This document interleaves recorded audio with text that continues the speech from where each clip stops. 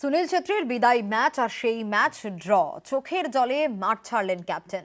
কুয়েতের বিরুদ্ধে ড্র দিয়েই ক্যারিয়ারের ইতি সুনীলের। সল্টলেক স্টেডিয়ামে ভারত কুয়েত ম্যাচ গোল শূন্য ড্র। ক্যাপ্টেনকে গার্ড অফ অনার দেওয়া হলো ভারতীয় দলের তরফে।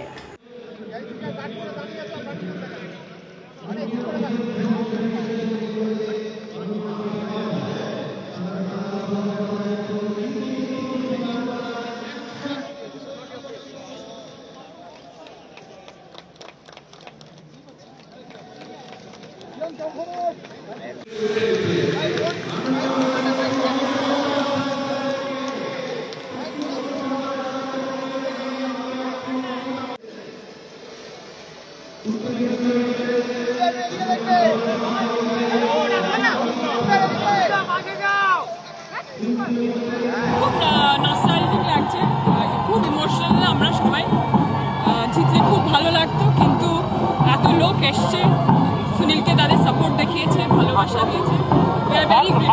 সব মিলে কলকাতায় শেষ করাতে ভালো লাগছে। আমরাও কাঁদছি, সুনীলও কাঁদছি, তার ফ্যান্সরাও কাঁদছে। আর আমার মনে হয় ওর এতে প্রুভকে ও কতটাই স্পোর্টসটাকে ভালোবেসেছিল, ফুটবলকে ভালোবেসেছে, এবং ওকে ফ্যান্সরা কত ভালোবেসেছে। তুমি পরবর্তীতে সুনীলকে কোথায় দেখতে চাও? আমি বাবা সুনীলকে দেখতে চাই।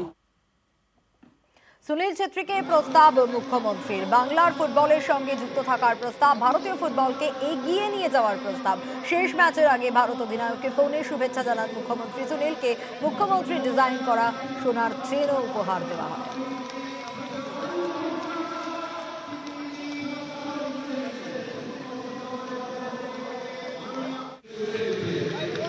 সুনীল ছেত্রীকে মুখ্যমন্ত্রীর তরফে প্রস্তাব এবং তার ডিজাইন করা চেন উপহার দেন অরূপ বিশ্বাস, ক্রীড়া মন্ত্রী। তিনি পরিয়ে দেন সুনীল ছেত্রীকে মমতা বন্দ্যোপাধ্যায় ডিজাইন করা চেন।